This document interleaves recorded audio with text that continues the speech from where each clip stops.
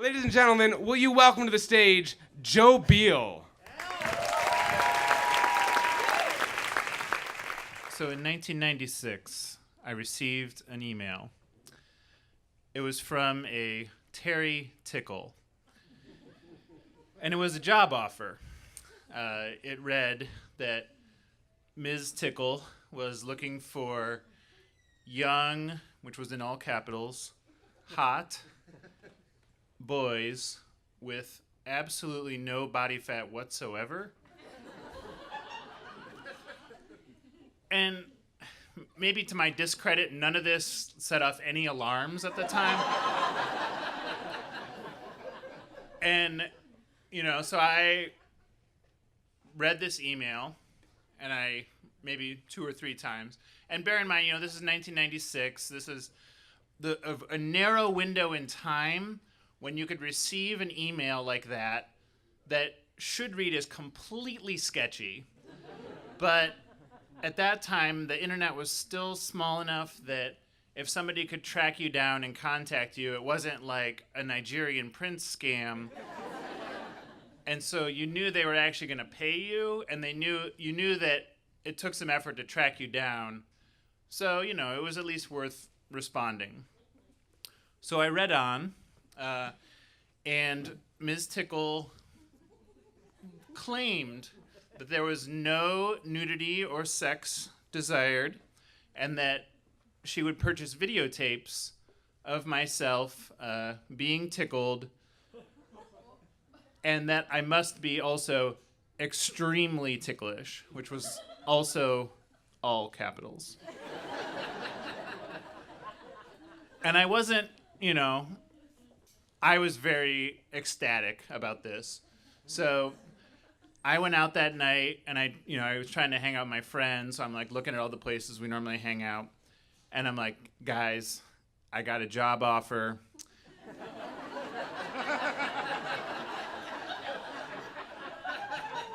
But I need someone to work with me on this project.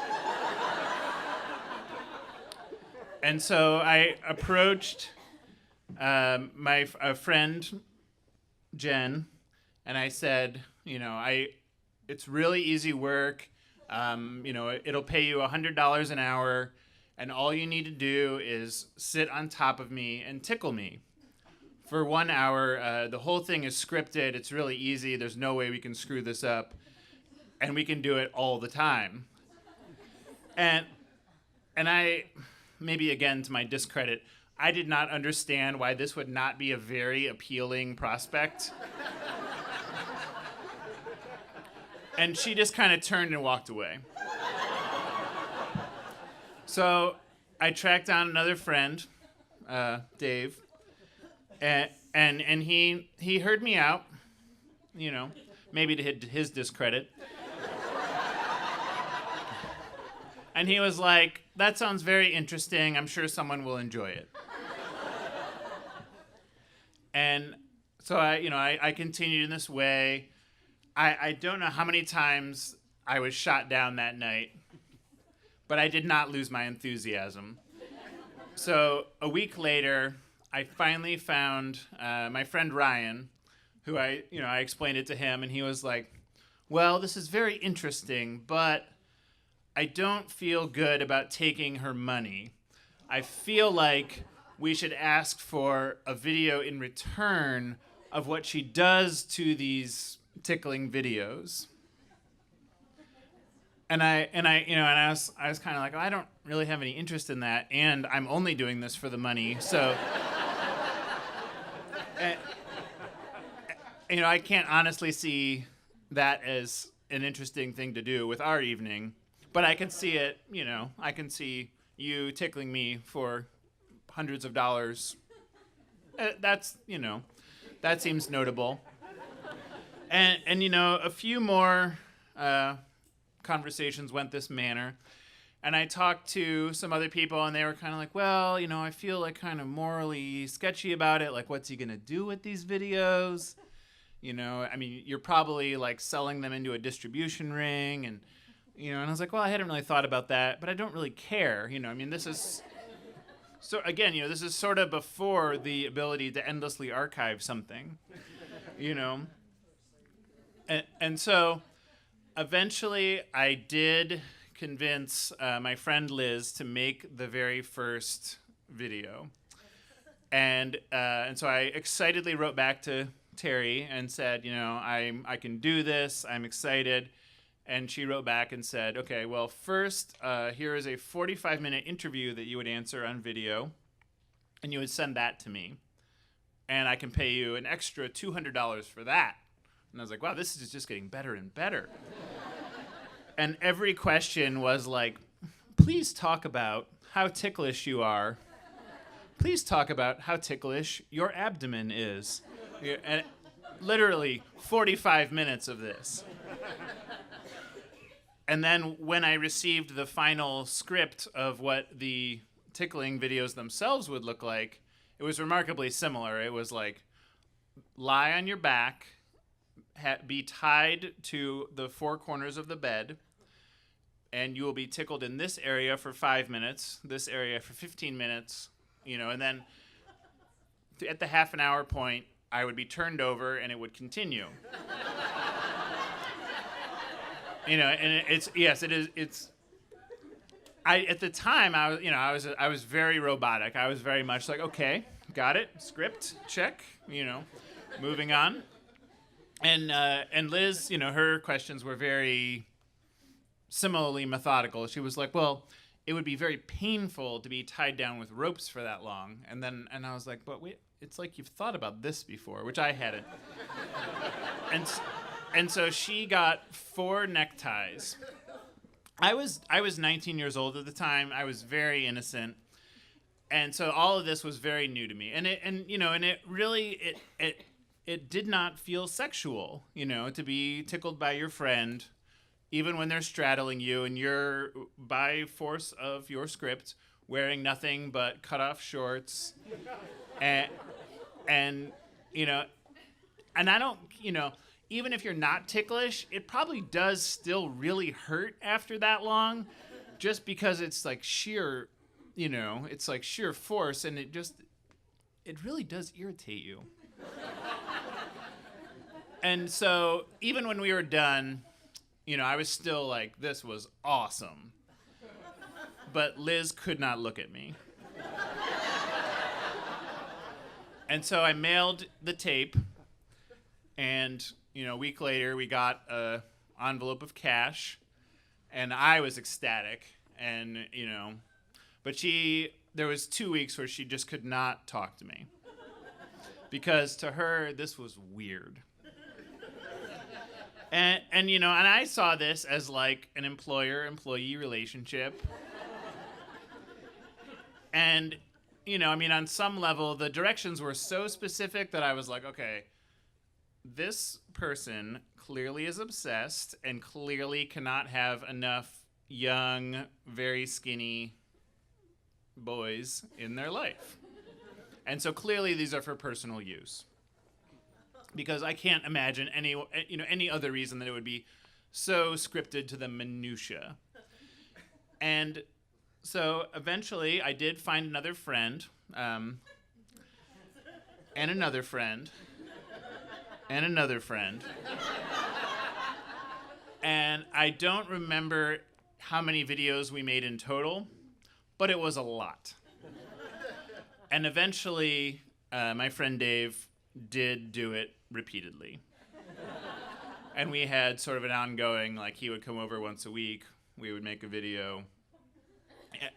And most amazingly to me, my pay rate went up, because it seems like it should be the other way around, right? Like, you're essentially making the same video over and over and over. But then at one point I had grown a beard, and Ms. Tickle was not thrilled about this beard. I received a one-line email in response that seemed like it was written by a lawyer that said, all participants must appear clean-shaven. I was like, okay, still not that weird to me. And so in 1998, I moved to Portland. where I reside still. And I continued to receive envelopes of cash, occasionally cashier's checks, but mostly cash. And none of that seemed weird to me either. And I took a little bit of a lull when I got here because I figured, I'd had the same sort of bump in getting started, finding somebody that was willing to do this. And, in hindsight, Portland would have been the perfect place. But I hadn't yet gotten the lay of the land yet. And so I had a little bit of a gap. And when I did find a willing person, and I convinced them that we were going to make a video, and I emailed Terri, and I said, same deal, we on for this? There was no response. And, and that was weird. So I wrote again a week later, and I figured, man, she's really busy. She must, maybe she's lost interest in me. I don't know, We've had this ongoing relationship, and I felt really good about it up until now. But, things happen, whatever. But I feel like I at least deserve a breakup letter. And so, eventually, I never hear back. A year or so goes by, and I'm reading a magazine, like I'm waiting in the dentist's office or something, and there's an article in the magazine, I was a teenage tickle whore. And it took me a minute, and I was like, I was a teenage tickle whore. And so, I read it, and I contacted the author, and because I mostly wanted to commiserate with him about, like, how we weren't able to do this anymore. And he had maybe similar, but his relationship had not been so prolonged. But, it's kind of like meeting another person that dated your ex,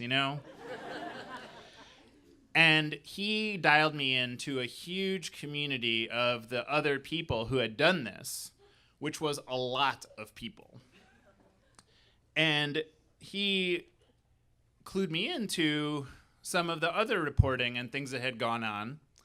And when I did want to go back to making these videos, I found out that Terri Tickle was actually a assistant high school principal in Long Island, New York, who received his mail at a mailbox at a school in Massachusetts for purposes of cover, and he was now in prison. He was not in prison for convincing teenage boys to make videos of themselves being tickled. He was in prison for shutting down multiple mail servers at universities when said boys had moved on with their lives and decided they didn't want to do it anymore.